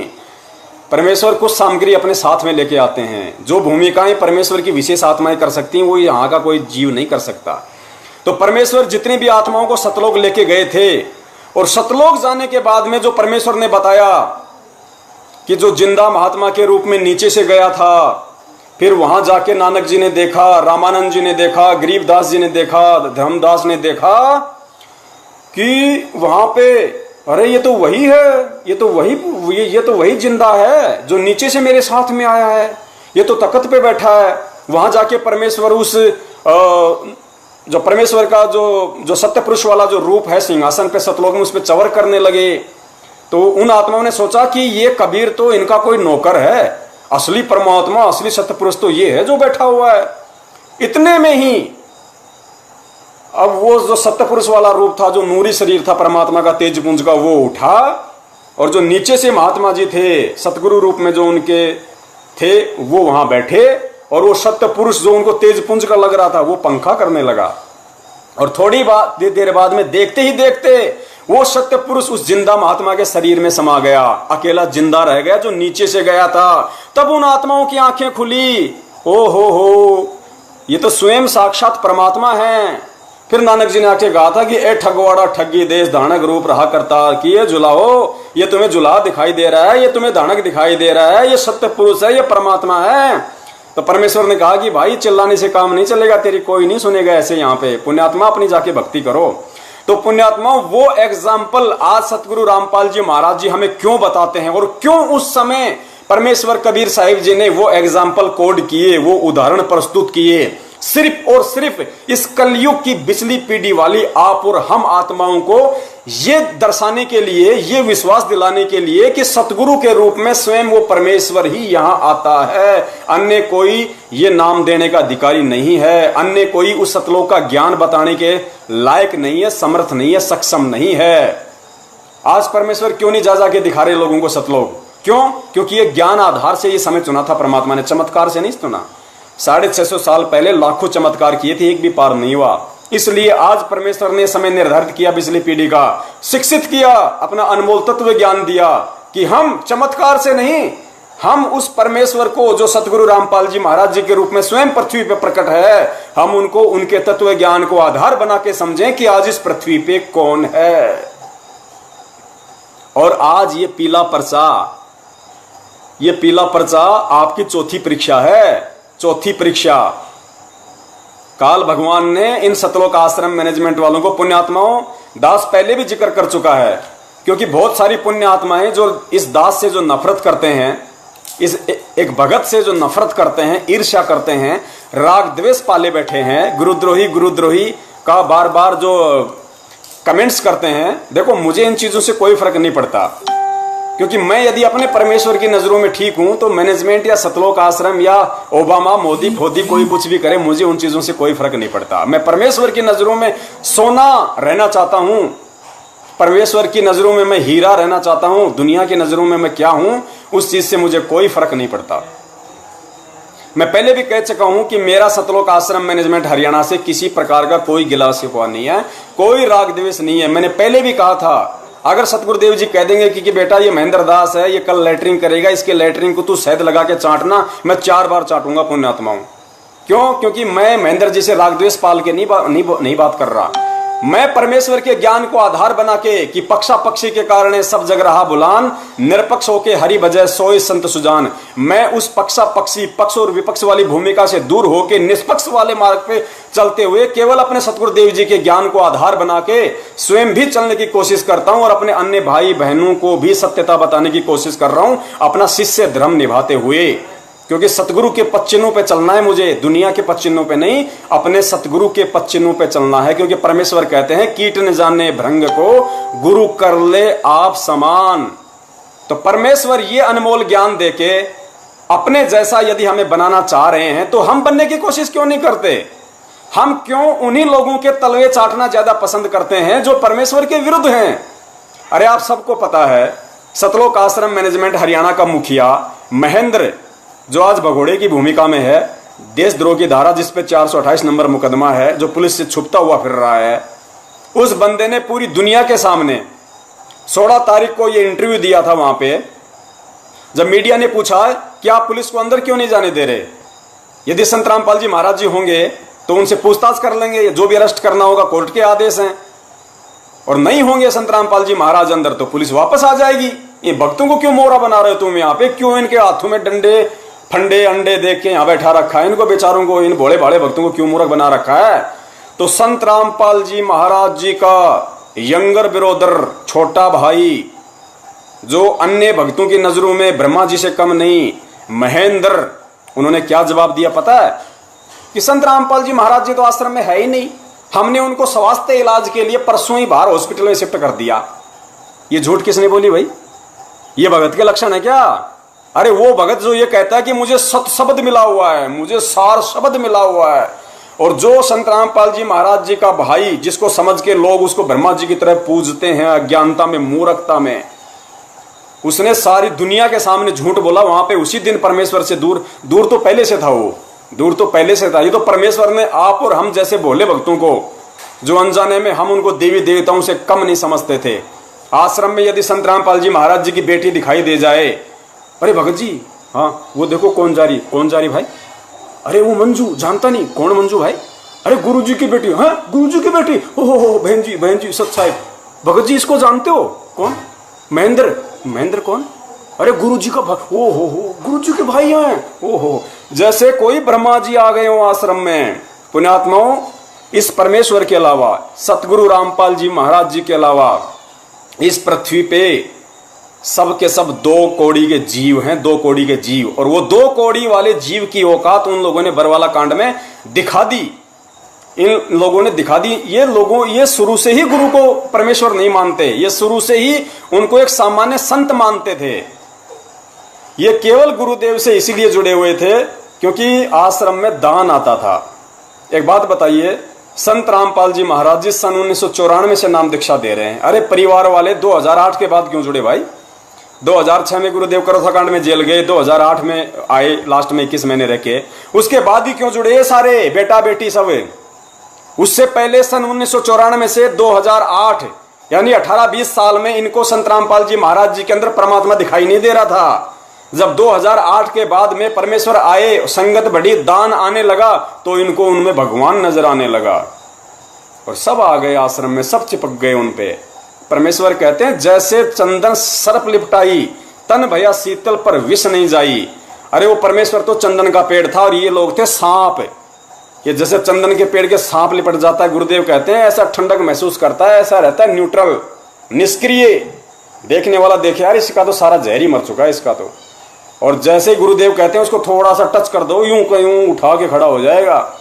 तो इन लोगों की स्थिति वो थी। परमेश्वर ने कितनी बार अपने सत्संगों में बगुले और हंस का उदाहरण देके इन लोगों के ऊपर इंडिकेशन किया, सतलोक आश्रम मैनेजमेंट वालों पे, अपने बच्चों के ऊपर इंडिकेशन किया। दास ने इतनी वीडियो बनाई है इन लोगों के ऊपर। एक वीडियो में स्पष्ट गुरुजी ने कह रखा है कि इस दास के शरीर के 4 बेटा बेटी थे। क्या बोले? 4 बेटा बेटी थे। ये नहीं कहा है, 4 बेटा बेटी थे। 2008 का सत्संग है, ये सुना होगा आप लोगों ने। और फिर गुरुदेव ने कहा कि मुझे अच्छे से पता था उनके व्यवहार का, उनके आचरण का, कि वो मेरी कैसी क्या सेवा करते। उनके व्यवहार से मैं अच्छे से परिचित था। लेकिन आज ये मेरे लाखों बेटा बेटी हो गए। एक से पानी मांगता हूं 10 गिलास लाते हैं, ऐसे सोचते हैं अपने गुरुदेव को हाथों पे रखें, पलकों पे रखें अपने पिताजी को। तो परमेश्वर ने कितने संकेत दे दिए हमें। पुण्यात्माओं, इस भक्ति में परिवारवाद नहीं चलता, इस भक्ति में वंशवाद नहीं चल सकता। कबीर सागर पढ़ाना आप लोगों ने, गुरुदेव ने पढ़ाया ना सूक्ष्म वेद। क्या लिखा हुआ है कि इस भक्ति मार्ग में बिंद वाले हमेशा रोड़ा ही बन के पैदा होते हैं, हमेशा रोड़ा बन के रहेंगे। इस मार्ग को डुबोने की कोशिश करते हैं बिंद वाले, बिंद यानी जो उनके परिवार से हैं। और ये भक्ति मार्ग हमेशा नाद पुत्रों से चलता है। नाद यानी वचन के पुत्रों से, जो सतगुरुदेव जी के शिष्य हो जाते हैं, जो ज्ञान को समझ के, वो उनके वचन के बेटा बेटी हैं, नाद के बेटा बेटी हैं। तो ये आज आपकी चौथी परीक्षा है, चौथी परीक्षा।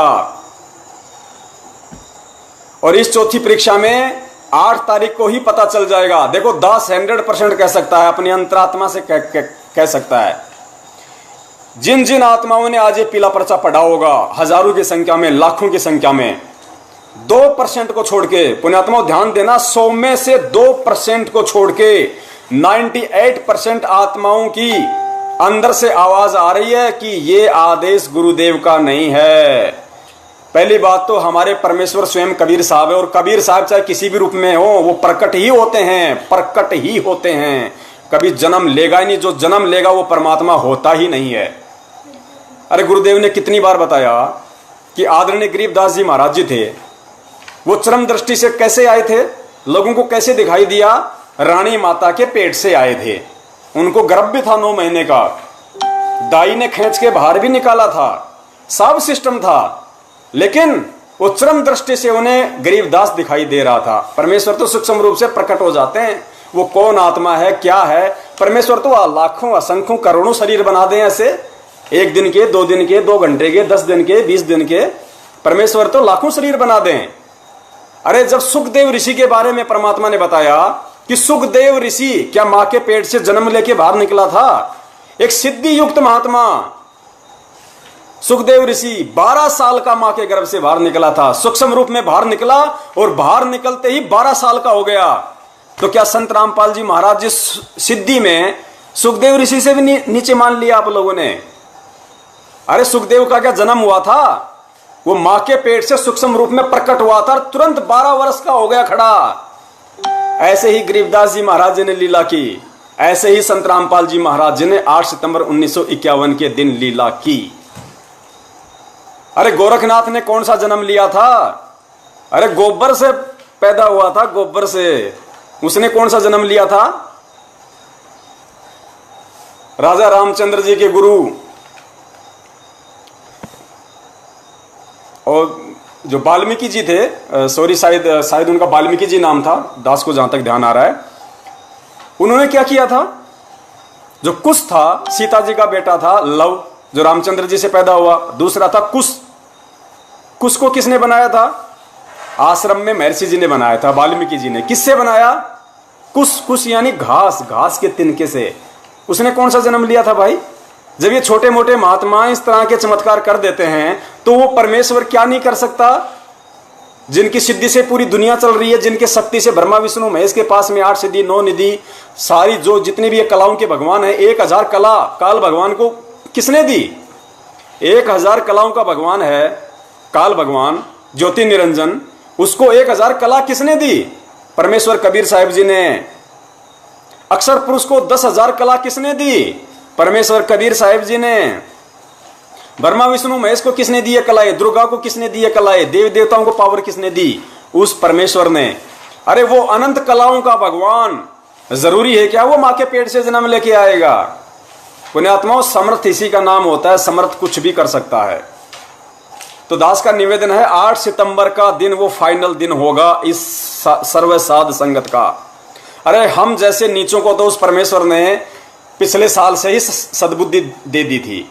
पिछले साल सबको पता है कि इस सकल पृथ्वी पे 8 सितंबर 2019 को यदि सबसे पहले किसी ने परमेश्वर का प्रगट दिवस मनाया था तो वो केवल सत्सेवक थे। सत्सेवकों ने ही परमेश्वर का प्रगट दिवस मनाया था। और अब की बार इतना बड़ा, मालिक की दया से इतना बड़ा प्रचार हुआ, इतनी संगत में इतना प्रचार हुआ कि अंत में मैनेजमेंट को हार माननी पड़ी, मैनेजमेंट को घुटने टेकने पड़े। मैनेजमेंट को अच्छे से पता था कि आज नहीं तो कल ये संगत सतगुरु प्रगट दिवस मनाएगी ही मनाएगी। अगली साल कबीर प्रगट दिवस मनाने वाले कुछ ही बचेंगे। संगत प्रगट दिवस मनाएगी, सतगुरु प्रगट दिवस मनाएगी ही मनाएगी। तो इन्होंने आज ये मौके का फायदा उठाया, मौके पे चौका मारा इन लोगों ने गुरु की आड़ में, क्योंकि काल अपने सारे काम गुरु की आदेश की आड़ में ही करता है।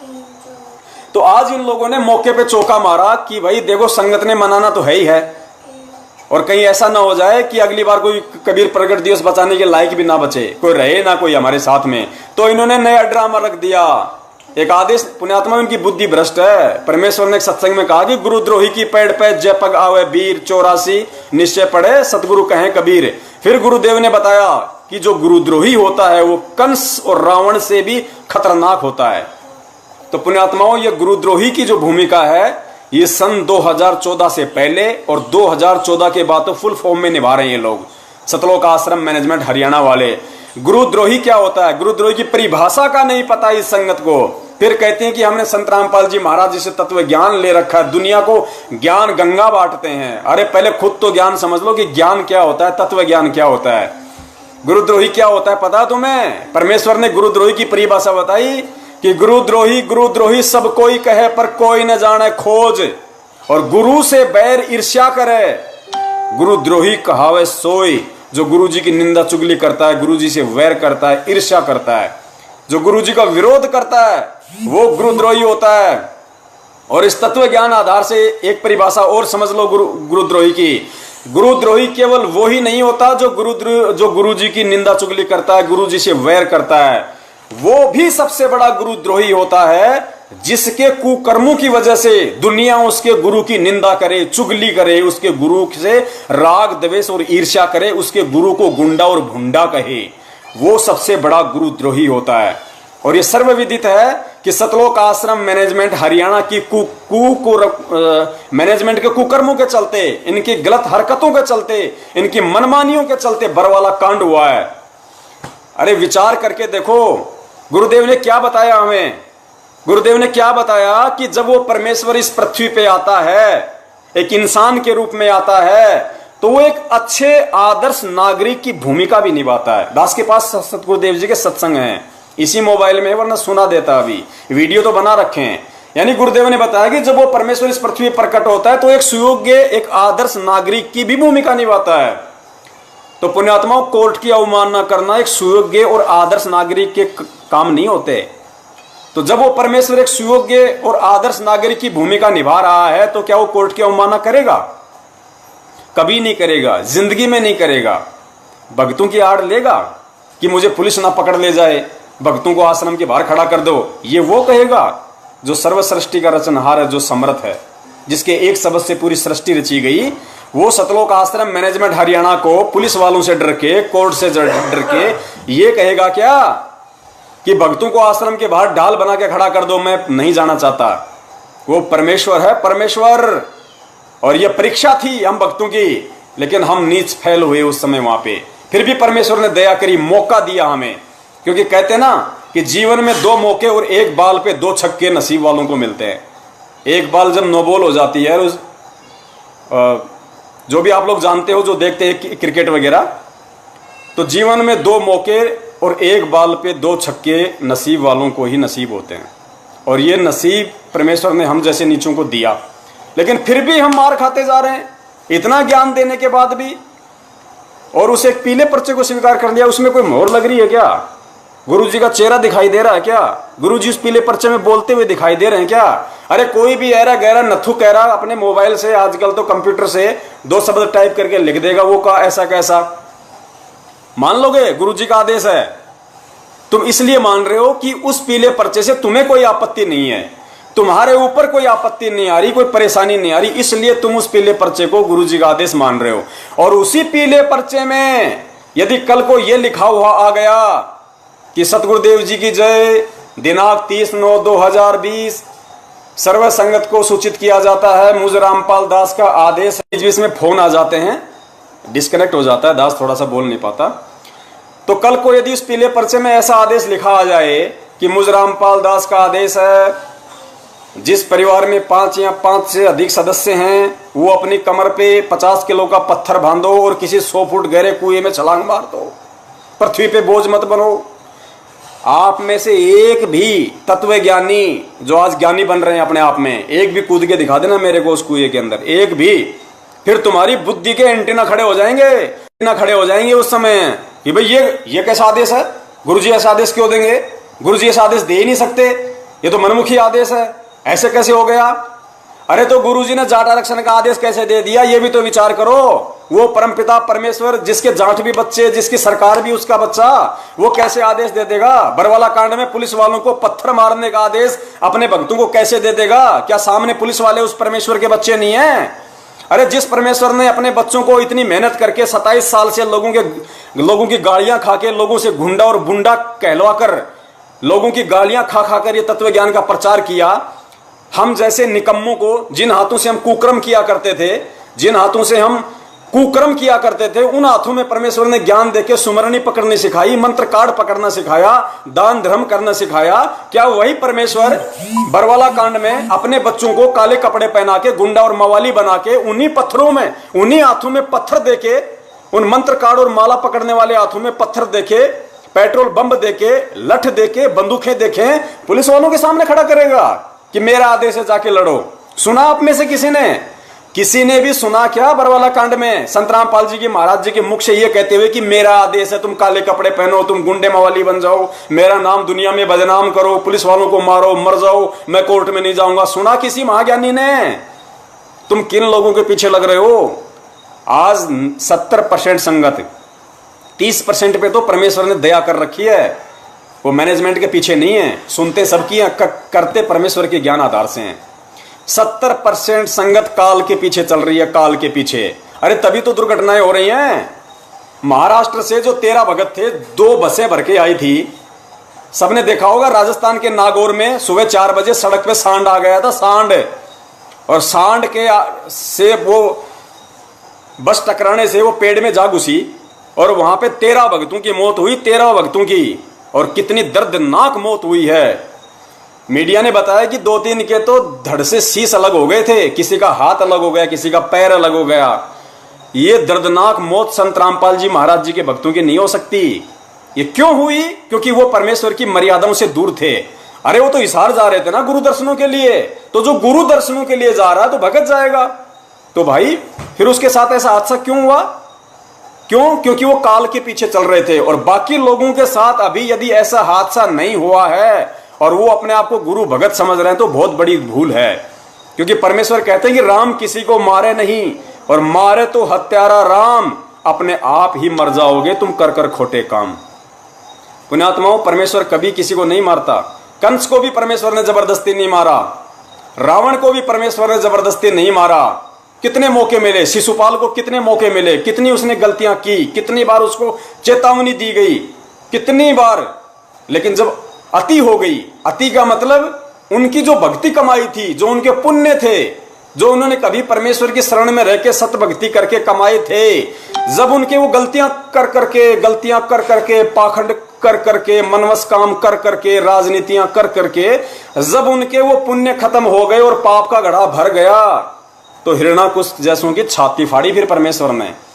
हिरणाकुश जैसों की छाती फाड़ी फिर परमेश्वर ने। तो यही हाल, क्योंकि उन आत्माओं का जो 13 लोग मरे थे, मैनेजमेंट ने तो कह दिया सतलोक चले गए। अरे नालायकों, इस तरीके से कोई सतलोक जाता है क्या?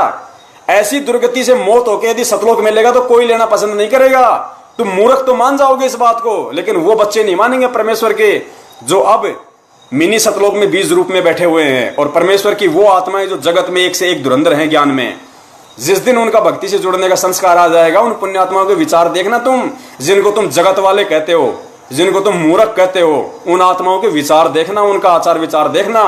और तुम भक्तों के आचार विचार देखो, जो कोई 10 साल से जुड़ा हुआ है, कोई 15 साल से जुड़ा हुआ है, कोई 20 साल से जुड़ा हुआ है। तुम संत रामपाल जी महाराज जी के वर्तमान की संगत में से कुछ भगत ऐसे, उनके आचरण देखो, जगत से भी गए गुजरे, गुरु के नाम पे डराना धमकाना। अरे ये सारनामी लोग, देशराज जैसे, और ये हरियाणा का रोहतक वाला वो बसंत सैनी, और भी ये जितने लोग थे, इस जयपुर में आके अपने आप को सारनामी कहते हैं। वो शर्म आनी चाहिए नालायकों को। भाई कहते हैं कि गुरु जी का आदेश है कि पवन दास को टपका दो। इन्होंने संगत में फैलाया कि गुरु जी का आदेश है, पवन दास को टपका दो, पुण्य मिलेगा, पुण्य। और दास को जान से मारने के लिए लोग जयपुर में आए, सबको पता आप लोगों को। दास को जानवरों की तरह इन्होंने होकियों से मारा, रोड़ों से मारा वहां पे, लेकिन बचाया उस परमेश्वर ने अपनी आत्मा को, बचाया। बाल बाका नहीं कर सके, बाल भी बाका नहीं कर सके। मध्य प्रदेश में इस दास के साथ में विष्णु साहू ने, लठबाज ने क्या असर किया था, सर पे कितनी उसने मारे लठ, आप लोगों ने वीडियो देखे होंगे। परमेश्वर ने बाल बाका नहीं किया, और उन आत्माओं की दुर्गति से मौत हुई है। मध्य प्रदेश में जो ये कह रहा था कि लाओ मैं तलवार निकाल के लाता हूं, 6 महीने तो हॉस्पिटल में रहा, उसके बाद में दुर्गति से मौत हुई उसकी। और उसकी ऑडियो दास के पास में है, उसने खुद कहा कि हम तो महेंद्र के चक्रों में आ गए थे, हमें तो महेंद्र ने कहा था कि उसको टपका दो। पुण्यात्माओं, भक्ति को समझना हमें। मेरा किसी से कोई राग द्वेष, कोई ईर्ष्या नहीं है। दास निवेदन केवल इतना करता है कि थोड़ी देर के लिए इस पवन दास को भूल जाओ, सतलोक आश्रम मैनेजमेंट हरियाणा वालों को भूल जाओ, राग द्वेष और ईर्ष्या को भूल जाओ। केवल उस परमपिता परमेश्वर के ज्ञान को थोड़ा सा आधार बना लो कि परमेश्वर हमारे लिए क्यों पापड़ बेल रहे हैं, क्या परमेश्वर हमें समझाना चाह रहे हैं और क्या हम नहीं समझना चाह रहे, बस उस चीज को। पुण्यात्माओं, एक आत्मा के 2 पति नहीं हो सकते। गुरुजी कहते हैं ना कि वो भक्ति व्यभिचारिणी भक्ति होती है जो एक के अलावा दूसरे पे आश्रित होते हैं। जैसे सोमवार को शंकर जी मना लिया, मंगलवार को हनुमान जी मना लिया, बुधवार को गणेश जी मना लिया, बृहस्पतिवार को कोई और मना लिया, शुक्रवार को माता मना ली, शनिवार को शनि देव त्यार खड़े ही हैं, संडे को भैरू जी मना लिए। तो वो व्यभिचारिणी भक्ति है जो एक पति को छोड़ के 20 को अपना जो है कसम बनाती है। तो पुण्यात्मा, गुरुदेव ने बताया कि आत्मा और परमात्मा सिर्फ 2, आत्मा आत्मा कौन? हम जीव। और परमात्मा कौन? परमेश्वर, जो सतगुरु की भूमिका में है। तो आत्मा और परमात्मा, पुण्यात्मा, आत्मा का एक ही पति होता है, एक ही परमात्मा है। अब आप लोग बताइएगा, अब आप लोग यदि 8 सितंबर को तो संत रामपाल जी महाराज जी का जन्मदिन मनाते हो और जून के महीने में कबीर जी का प्रगट दिवस मना रहे हो, तो आपके तो 2 पति हैं, आपके तो 2-2 खसम है, 2-2 खसम। आप तो व्यभिचारिणी भक्ति में आ गए। 100 वर्ष सतगुरु की पूजा, एक दिन आन उपासी, वो अपराधी आत्मा फिर पड़े काल की फांसी। तुम्हारी हालत तो इस 70% संगत की हालत तो जो सतलोक आश्रम मैनेजमेंट हरियाणा के पीछे निपट अंधी होके भेड़ चाल में पूंछ पकड़ के देखा देखी में एक दूसरे के पीछे चल रही है, उनकी हालत तो उस बूढ़ी माई जैसी है जिसका जिक्र एक बार गुरुदेव ने सत्संग में किया था। गुरुदेव सत्संग कर रहे थे, एक राधा स्वामी से जुड़ी हुई थी, वो आई बैठी, सत्संग सुना, सारा काम किया। गुरुजी ने बोला माई समझ में आया? बोले भाई समझ में आया। बोले माई नाम ले ले? बोले माई नाम ले ले? बोले भाई ना, नाम ना लूं मैं। बोले क्यों? बोले मैंने नाम ले रखा है। बोले माई, बोले वो पूरे नहीं है, वो अधूरे हैं। तो माई ने कहा कि मैंने 6 डेढ़ा का नाम ले रखा, कोई तो पूरा पावेगा। मैंने 6 डेढ़ा का नाम ले रखा, कोई तो पूरा पावेगा। तो भाई तुम्हारे तो 2 पति हो गए, एक तो संत रामपाल जी महाराज जी हो गए तुम्हारे पति, जिन्होंने तुम्हें नाम दीक्षा दी, जिनका तुम 8 तारीख को जन्मदिन मना रहे हो जीव समझ के, क्योंकि जीव जन्म केवल जीव का होता है और जीव होता है मानुष। और परमेश्वर कहते हैं गुरु मानुष कर जानते ते नर कहिए अंध, ओवे दुखी संसार में फिर आ गए यम के फंद। तो एक तुम्हारा पति हो गया संत रामपाल जी महाराज, और दूसरा तुम्हारा पति हर जून के महीने में हो जाता है, कबीर प्रगट दिवस तुम मनाते हो 650 साल वाली फोटो का। तो तुम्हारे 2 पति हो गए, और 2 पति व्यभिचारिणी भक्ति में आते हैं, इस परमेश्वर की सत भक्ति में नहीं आती। अरे गुरुदेव ने कितनी बार कहा कि गुरु गोविंद 2 नहीं भाई, और 2 समझे वो 2 जग जाही। 2 जग यानी नरक। कितना स्पष्ट कहा परमेश्वर ने कि गुरु गोविंद 2 नहीं भाई, और 2 समझे वो 2 जग जाही।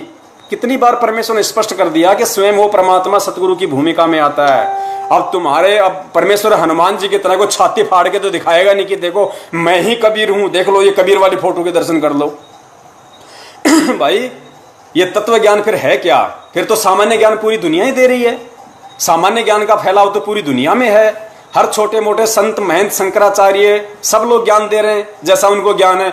फिर ये अलग से ज्ञान देने की आवश्यकता क्या पड़ी संत रामपाल जी महाराज जी को? क्यों दुनिया से पंगा लेने की आवश्यकता पड़ी? क्या वो अपने खुद के पार होने के लिए दुनिया से पंगा ले रहे हैं? नहीं, आप और हम जैसे नीचों के लिए, ढेडों के लिए वो परमेश्वर दुनिया की गालियां खा रहा है। हिसार जेल में जाके बैठा है। रोहतक जेल का प्रकरण याद है ना तुम्हें? 2006 करोथा कांड में। नहीं पता होगा, क्यों?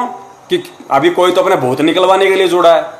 किसी की भैंस दूध नहीं दे रही, किसी ने कह दिया कि हमारे गुरुजी से नाम ले ले, तेरी भैंस टकाटक दूध देगी, तो वो भैंस का दूध के लिए जुड़ गया। कि किसी की बेटी के भूत नहीं निकल रहे, कोई अपने कैंसर से दुखी है, कोई किसी चीज से दुखी है। ज्ञान से केवल 1% आत्माएं जुड़ी हैं, परमेश्वर से 1% आत्माएं। और सबसे ज्यादा निपट अंधे वो लोग हैं जो 1994 से गुरुदेव से जुड़े हुए हैं। कितने सत्संग गुरुदेव के सुनो आप, रोहतक और जिंद वाले 1997 वाले सत्संग सुनो। कैसे कैसे आत्माओं को गुरुजी ने झेला है कि किसी तरीके से ये पुण्य आत्माएं टिकी रहें, एक बार टिकी रहें, इनको 100 सुख दूंगा इनको, और फिर इनको ज्ञान समझाऊंगा धीरे धीरे। लेकिन वो नालायक आज तक ज्ञान नहीं समझ पाए, उस गुरु को नहीं समझ पाए वो आज तक।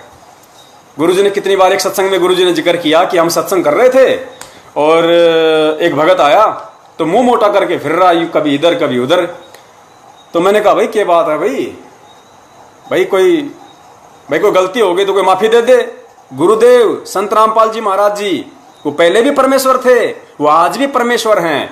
ऐसा नहीं है कि 1997 में वो परमात्मा नहीं थे, 1994 में परमात्मा नहीं थे, या 1951 में परमात्मा नहीं थे, या जिस समय वो नीलम खेड़ी से अपना जो जेई की डिग्री कर रहे थे उस समय परमात्मा नहीं थे, या जो नौकरी करते थे उस समय परमात्मा नहीं थे। वो सदा से परमात्मा है।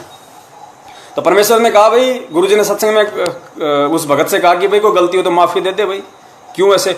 बोले जी ना, बोले एक दिन मैं आया था बोलो, और बोले आपने यूं भी ना कहा कि भाई आ जा रहे।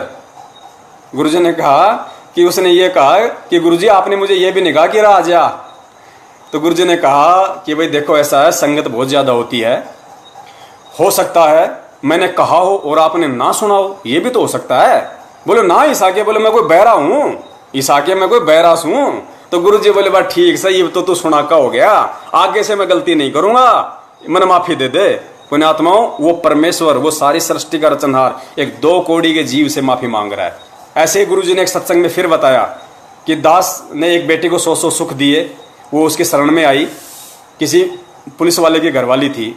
फिर गुरुजी उसी के पाड़ोस में सत्संग कर रहे थे और वो नहीं आई। अब देखना पुण्यात्माओं, उन दोनों आत्माओं को कितना ज्ञान था, जिनके घर में गुरुजी सत्संग कर रहे हैं और जो पहले से नाम दीक्षा ले रही थी लेकिन वहां बैठी है खिड़की में लेकिन आ नहीं रही। तो गुरुदेव ने उस जिनके घर में परमात्मा सत्संग कर रहे थे, गुरुदेव ने कहा कि बेटी जाओ, उसको जाके बुला ला। तो उसने कहा कि गुरुजी मैं न जाती, हमारा उनका बोलचालन नहीं है, मैं न जाती। तो पहले तो उस आत्मा को कितना ज्ञान होगा जो गुरुदेव के आदेश की अवहेलना कर रही कि गुरुजी मैं नहीं जाती। पुण्यात्माओं, उन आत्माओं ने तो बहुत गलतियां करी हैं, उन्होंने तो सदा से गुरु को मानुस माना है। लेकिन आप और हम जैसे नीचों को तो परमात्मा ने, जो 2008 के बाद जुड़े हैं, 2010 में जुड़े हैं, 12 में जुड़े हैं, 13-14 में जुड़े हैं, पुण्यात्माओं हमें तो परमेश्वर ने अनमोल खजाना दिया है। परमेश्वर ने इतने चमत्कार दिए हैं, परमेश्वर ने इतना सब कुछ दिखाया, हमें एक इतिहास बना दिया परमात्मा ने 1994 से भक्ति का, इतने सत्संग दिए परमेश्वर ने। चलो वो आत्माएं तो गलती कर सकती हैं कि उस समय उन्होंने मालिक को मालिक नहीं माना, इतने सत्संग नहीं सुने, लेकिन आज तो परमेश्वर ने अंबर लगा दिया, ढेर लगा दिया। हमारी उम्र बीत सकती है, उसके सत्संग नहीं बीत सकते, फिर भी हम उसको मानुस मानने की गलती करेंगे। फिर भी हम 8 सितंबर को उस पूर्ण परमेश्वर कबीर साहिब जी का जो सतगुरु रूप में स्वयं प्रकट हैं, हम उसका जन्मदिन मनाएंगे। और दूसरी बात, इतनी तो बुद्धि लगाओ, इतना तो विचार करो, क्या गुरुदेव अपना जन्मदिन मनाने के लिए खुद आदेश देगा कि सर्वसंगत मुझ रामपाल दास का जन्मदिन पर्व मनाएं? इतनी तो बुद्धि होनी चाहिए हमारे अंदर। अरे प्रधानमंत्री यदि किसी प्रोग्राम में जा रहा है तो उस प्रोग्राम वाले को यह कहेगा क्या, या उस जनता को यह कहेगा क्या कि भाई सभी लोग आके मेरा स्वागत करो, मुझे माला पहनाओ, मेरा स्वागत करो? कहेगा कभी प्रधानमंत्री? ये तो प्रधानमंत्रियों का प्रधानमंत्री है, यह कहेगा कि मेरा जन्मदिन मनाओ। फिर हम गधों ने क्या इस ज्ञान की जगह इस भेजे के अंदर गोबर घुसेड़ रखा है, जो उनके कहने के बाद हम उनका प्रकट दिवस मनाएंगे? फिर ज्ञान किस लिए दिया? ये ज्ञान किस दिन के लिए दिया था? क्या परमेश्वर के सत्संग हमने अचार डालने के लिए हैं? पुण्यात्माओं विचार करो। आज तुम लोग जिस तरीके से इस दास के जो वचन हैं, जो परमेश्वर के ज्ञान आधार से जो दास बोल रहा है, क्योंकि परमेश्वर कहते हैं कि मीठा मीठा बोले तेता संत ना होई, और जितनी खरी खोटी बाता कहे संत कहावे सोई। संत होगा, संत यानी संत भगत जो भी होगा वो केवल सच्ची ही बात कहेगा, ठोक बजा के कहेगा, चाहे कोई नाराज हो चाहे कोई राजी रहे, उसकी मर्जी, मेरी कौन सी भैंस खोल रहा है। तो जिस तरीके से ये दास सच्ची सच्ची बातें कह रहा है, तुम लोगों को चुभ रही हैं, गुरुद्रोही गुरुद्रोही, उसी तरीके से दुनिया वालों को उस परमेश्वर सतगुरु रामपाल जी महाराज जी की वो यथार्थ बातें चुभती हैं और वो कहते हैं देशद्रोही देशद्रोही। और जिस तरीके से तुम लोग इस दास को गुरुद्रोही समझ रहे हो, नहीं पहचान पा रहे हो, इस ज्ञान को आधार बना के चमचागिरी में तुम्हारी आंखें फूट चुकी है, तुम गुरुद्रोही गुरुद्रोही कहते हो, सच्चाई से परिचित ना होने के कारण, 2 मिनट ढंग से विचार ना करने के कारण। वही हालत उन दुनिया वालों की है जो परमेश्वर के सत्संग को सुनते नहीं, उनकी बातों पे तो विचार विमर्श करते नहीं, और देखा देखी में गुरुद्रोही है, रामपाल गुंडा है, रामपाल भुंडा है। तो मैं ये पूछना चाहता हूं कि उन दुनिया वालों में और तुम ज्ञान लेके परमेश्वर के भगत कहलाने वालों में क्या अंतर है? क्या अंतर है तुम्हारे अंदर? वो परमेश्वर को नहीं समझ पा रहे और तुम लोग, चलो हमें तो गुरुद्रोही कह लो, कोई बड़ी बात नहीं, हमें तो कोई प्रधानमंत्री नहीं बनना भाई, हमें तो यहाँ पे गधा नहीं बनना, लेकिन ये परीक्षा है। जिस प्रकार परमेश्वर ने गणिका माई को निमित्त बना के 64 लाख की परीक्षा ली थी, आज इस दास को निमित्त बना के, इस कुत्ते को निमित्त बना के वो परमेश्वर तुम लाखों की परीक्षा ले रहा है, लाखों की परीक्षा। तुम्हें गुरुद्रोही की परिभाषा तक नहीं समझ पा रहे। तुम्हें नामदान केंद्रों पे एक नियम पढ़ाया जाता है कि ये पवन है, ये फलाना है, इसकी शकल देख लोगे नामखंड हो जाएगा, इससे बात नहीं करनी, ये गुरुद्रोही है। अरे गुरुद्रोही होता क्या है? पहले अगले से मिलो। कोई किसी से बातचीत करने से किसी का नामखंड नहीं होता। अब मान लीजिए मैंने नाम ले रखा है और मेरे भाई ने नाम ले रखा है या मेरी औरत ने नाम ले रखा है और मैं गुरुद्रोही हो गया, तो फिर मेरी औरत का तो 24 घंटे नामखंड है, फिर तो वो जाएगी कहां घर छोड़ के? वो तो 24 घंटे मेरे सामने रहेगी, दिन में 20 बार मेरी शक्ल देखेगी, तो उसका तो दिन में 20 बार नामखंड हो गया। वो क्या करेगी फिर? इस ज्ञान को आधार बनाओ। गुरु जी कहते हैं गुरुद्रोही की पैड़ पे जय पगावे वीर, यानी गुरु भक्ति मार्ग में यदि गुरुद्रोही के अनुसार यदि आप कोई क्रिया करोगे, उसकी बातों का समर्थन करोगे जो तुम्हारे गुरु जी के ज्ञान के जो मतलब विरुद्ध होंगी, तो तुम गुरुद्रोही कहलाओगे, तो तुम्हारी पैड़ के ऊपर उसकी पैड़ रखी जाएगी। पुण्यात्माओं, निवेदन है, समय नहीं है, अब ये लास्ट परीक्षा है, अंतिम परीक्षा है। ये 8 सितंबर के दिन अंतिम परीक्षा है। भले तुम घंटा पीटते रहो, तालियां बजाते रहो, आरती सत्संग सुमरण करते रहो, इन आरती सत्संग सुमरण करने से परमेश्वर की शरण में नहीं माना जाता। अरे परमेश्वर ने 650 साल पहले हम सबकी परीक्षा ली, हम सब फेल हो गए, सबको पता है। उसके बाद भी तो परमात्मा ने 25 साल तक सत्संग किए थे, गुरुजी ने बताए, लेकिन परमात्मा ने किसी को आवाज तक नहीं होने दिया कि तुम फेल हो चुके हो। मैंने जो हाथी पे बैठ के, जो गंगा जल हाथ में लेके अपनी बेटी के कंधे पे हाथ रख के जो लीला की थी, तुम मुझे बड़वा बड़वा कह रहे थे, तुम फेल हो चुके हो, लेकिन परमेश्वर ने किसी को जग जाहिर तक नहीं होने दिया। 25 साल तक उस परमेश्वर कबीर साहिब जी ने काशी में सत्संग किया, वापस हम लोग जाने लग गए। गुरुजी क्या कहा करते थे? बच्चों भक्ति करो, सब पार होंगे, सब सतलोक चलेंगे। ये नहीं कहा कि तुम सब फेल हो लिए, अब कोई फायदा नहीं है, चाहे सत्संग सुनो या ना सुनो। परमेश्वर को पता था जीव है, टट्टी बाहर आ जाएगी अगर ये बात सुन लेगा तो, कि तुम अब की बार पार नहीं हो सकते। तो परमेश्वर ने थेपड़ के रखा कि किसी तरीके से लगे रहे, कुछ तो इनके कर्म बने, कुछ तो पुण्य बने, इतनी भक्ति तो बने कि 650 साल तक मानव जन्म देते देते इनको वहां तक लेके जाऊं। और वो स्थिति आज है। क्या हम उस समय तो परमेश्वर कहा करते थे भाई पार हो जाओगे? हुआ कोई पार? एक भी हुआ नहीं? हुआ ना। तो आज भी परमेश्वर यही बात कह रहे हैं कि भक्ति करो, सब पार होंगे, टोल के टोल जाएंगे, लाखों करोड़ों अरबों की संख्या में जहाज के जहाज भर के जाएंगे। ये बात 650 साल पहले कहते थे, यही बात गुरुदेव आज कह रहे हैं। लेकिन पार कौन होगा? पार वो होगा जो गुरुदेव को परमेश्वर मानेगा, जो उनके ज्ञान को आधार बना के चलेगा।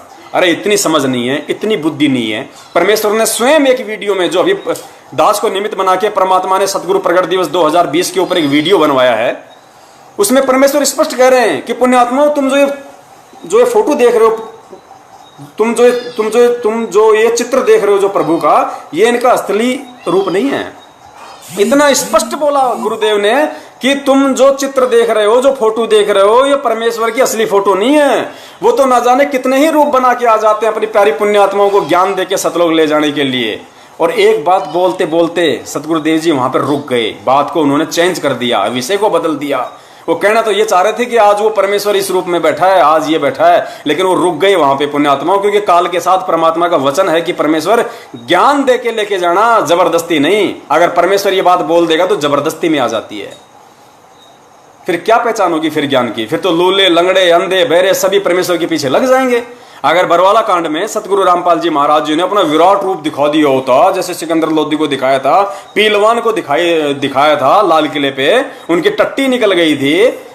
अगर परमेश्वर बरवाला कांड में वहां दिखा देते, अपना विराट रूप दिखा देते, जब श्री कृष्ण दिखा सकता है, एक 3 लोक का एक विभागीय स्वामी जब अर्जुन को अपना विराट रूप दिखा सकता है, वहां जो सभा में जब गया था दुर्योधन को समझाने के लिए, अपना विराट रूप दिखाया था, तो परमेश्वर क्या नहीं दिखा सकते थे?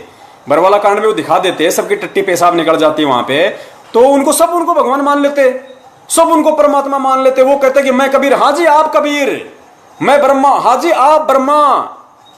क्यों? क्योंकि वो चमत्कार से मानते हैं, उनको ज्ञान से नहीं मानते। और लूले, लंगड़े, अंधे, बहरे, गूंगे, नत्थु, गहरे सब उनके पीछे लग जाते। गुरुदेव गुरुदेव जैसे 2014 से पहले आप और हम सब लग रहे थे, और आज भी लग रहे हैं।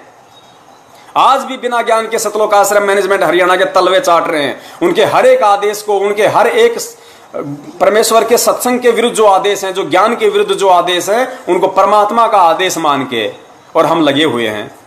वही हालत उनकी हो जाती तो क्या मालूम पड़ता कि कौन सतलोक जाने के लायक और कौन जाने के लायक नहीं है? क्या मालूम पड़ता इन सब बातों को? इसलिए परमेश्वर को अपने आप को यथार्थ रूप में ना बता के, कोई चमत्कार ऐसा स्पष्ट रूप से ना करके, वैसे तो लाखों चमत्कार करते हैं परमेश्वर। कितने बरवाला आश्रम में कितनी आत्माओं को जिनकी मौत हो चुकी थी, पुण्यात्माओं, आंखों देखी बात है। संजय पाल उत्तराखंड का कोऑर्डिनेटर है, उसके फादर के साथ में हुआ घटित, उम्र नहीं थी, तो परमेश्वर ने कहा कि भाई इसकी उम्र तो है नहीं, तुम चाहो तो मैं तो उसको जिंदा रख दूंगा, कोई बड़ी बात नहीं है, लेकिन ये तुम्हारे लिए भी सिरदर्द रहेगा और अपने लिए भी रहेगा। अगर तुम लोग मेरी बात मानो और तुम यदि इसकी मृत्यु के उपरांत यदि तुमको शोक प्रकट ना करो, दुख ना मनाओ, तो मैं इसका शरीर छुड़वा के इसको दूसरा शरीर दे देता हूं। तो उन भगत जी ने कहा कि ठीक है परमात्मा, जैसा आप उचित समझें। गुरुदेव ने उसी क्षण उसका शरीर छुड़वा दिया वहीं पे, और जन्म भी दे दिया होगा। परमेश्वर ने जैसा कहा था कि 7 वचन पलटे नहीं, पलट जावा ब्रह्मांड। तो पुण्यात्माओं, ये परमेश्वर है। परमेश्वर ये वही भूमिका करेगा जो भूमिका इन्होंने 650 साल पहले काशी में की थी, अपने आप को छुपाते हुए ज्ञान प्रचार करने की। इनको केवल ज्ञान से पहचाना जाएगा।